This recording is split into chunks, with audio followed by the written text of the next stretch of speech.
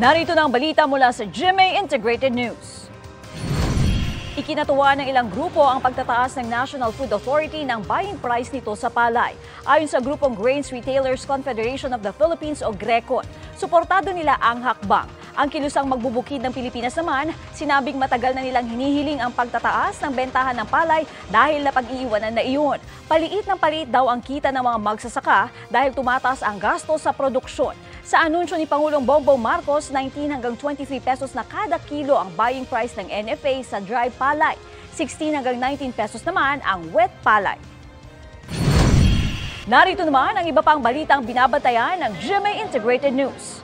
Ilang government officials kabilang sa mga pinakakasuhan ng National Bureau of Investigation tungkol sa umano'y pagmamanipula sa presyo ng sibuyas noong nakaraang taon.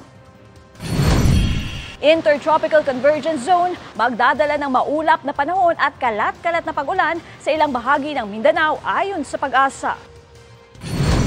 At mula Super Radyo DZBB, pagawaan ng gulong sa Valenzuela nasunog.